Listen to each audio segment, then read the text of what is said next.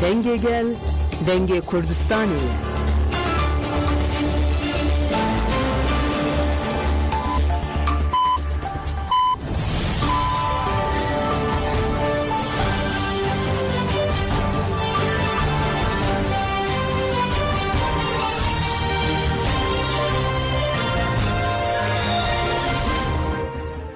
شنوندگان نوچه رادیو دنگه گلتم با 23 هزیران 2025 سهشنبه لبروکسل ساعت نهل آمده ده گذار نجام نوچه هم پیشکش بکن دم آزادی ربر آپویه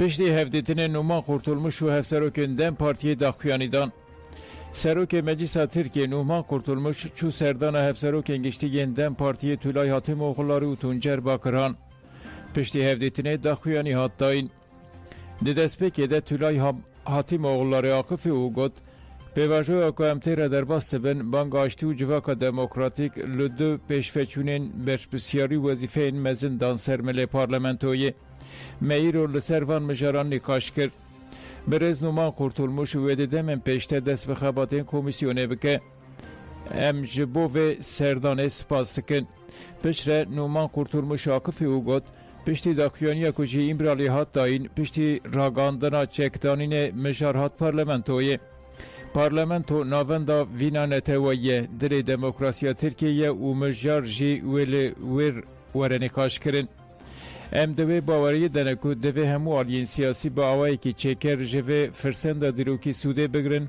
و جبو سرکتنا پیواجوی کار بکن لترکیه آجانده اکن نوحاتیه دست بکرن از هیوی دکم که کمیسیونا که وید روژین پیشته لمجلیس به آوا کرن با آوائی که باش بخبته و برسوه بده همو آلیان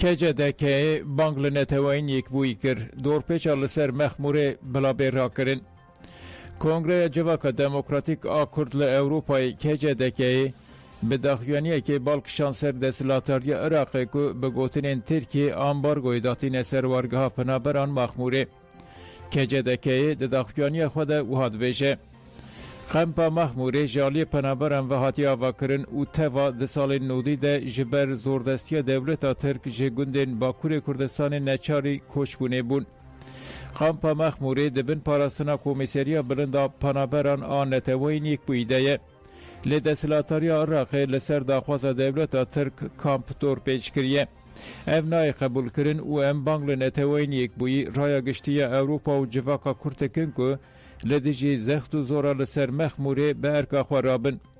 KCDK'yê daxwazên xwe wiha rêzkirin û got divê demildest dorpêç were rakirin. Av, elektrîk û zehmet û xizmetên tenduristiyê û hemû pêwîstiyên bingehîn werin dabînkirin.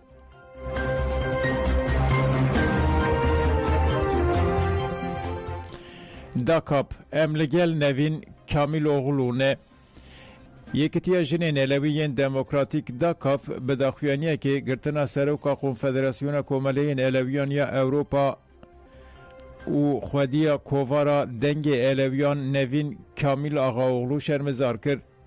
Dakapê got zexta sîstematîk ya li dijî bercewendiyên Elewiyan mafê wan yê hebûna azad dewam dike. Di sed sala dawî de barmanca tepisandina Elewiyan zext û zoreke mezin hat meşandin. Girtina nevîn Kamîl Ağaoğlu jî encama vê zext û zorê ye. Dakapê got ku tewanbariyên li dijî nevîn Kamîl Ağaoğlu ji bo berterefkirina tekoşîna maf, edalet û hemwelatbûna wekev û wiha got em van tewanbariyan qebûl nakin û em ê li dijî van tewanan tekoşînê bikin. Dakap daxwaz kir ku demildest nevîn Kamîl Ağaoğlu were berdan.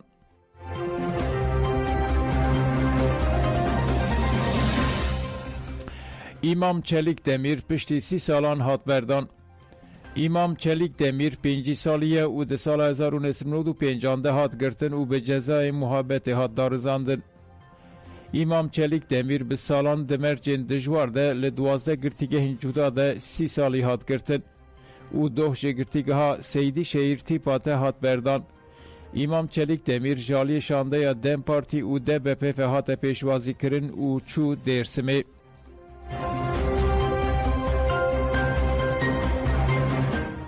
ناسنامeyên sê şehîdên hêzên evlekariya hundirîn hat eşkere kirin.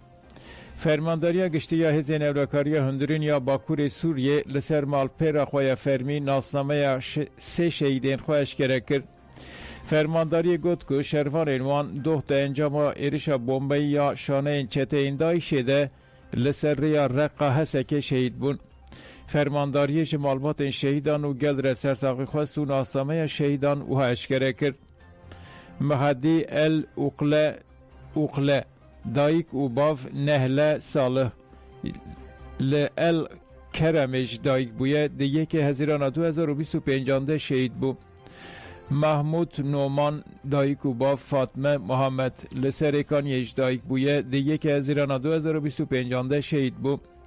İsa Osman dayîk û bav Fatme Elî li Tilberûdê ji dayîk bûye di 1 Hezîrana 2025 de şehîd bû.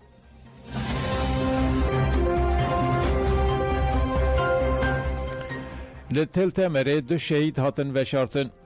Şervanê Xesedê Ehmed Nawaf El Muhammed di 31 Gulanê de li gundewarê Dêre Zorê şervanê hêzên evlekariya hundir Mehmud Muhammed Naom jî di 1 Hezîranê de dêrişa şaneyên çeteyên Daişê de li ser rêya ev yek şehîd bûn. Girseya gel cenazeyê şehîd Şiyar Ehmed Menaf El Muhammed û şehîd Mahmud Muhammed Noman birin goristana şehîdan ya Tiltemerê.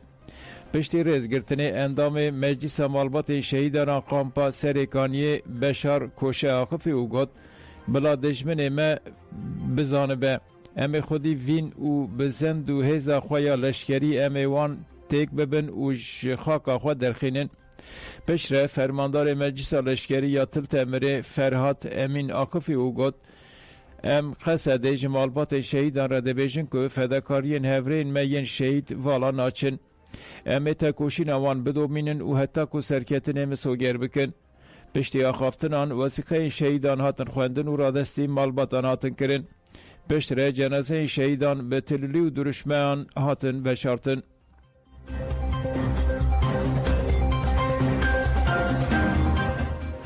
Di operasyona hêzên evlekariya hundirîn de 6 kes hatin desteserkirin.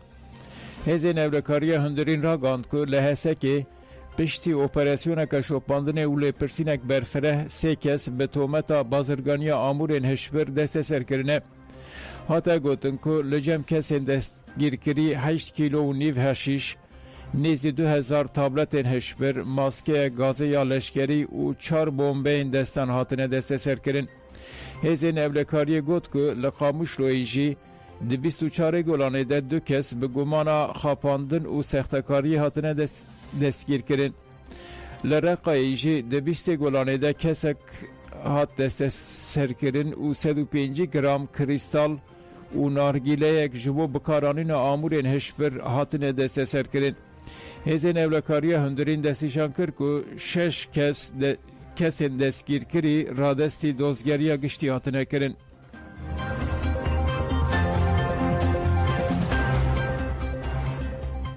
Komek çektar li Hamayê malên taîfeya Mürşidiyê şevitandin.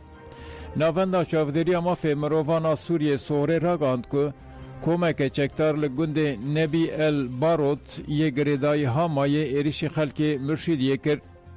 Sohrê anî ziman ku çektaran gelek malên welatiyan şevitandin, wêne û sembolên olî yên taîfeyê şikandin û heqaret li niştecihan kirin. Piştî bû yerê bi dehan xelkê taîfeyê li bajarê Siqelbiyê ji bo şermizarkirinê çalakî kirin. Desthilatariya Şamê jî li hemberî bûyeran bêdeng e. Çavkaniyên herêmî destîşan kirin ku beriya niha jî di 17 û 18 Gulanê de li ser paşxaneyê êriş bi heqaretên olî li dijî du cîwanan hatin kirin. Kesên ku heqaret li wan kir endamên evlekariya giştî ya desthilatiyariya Şamê bûn.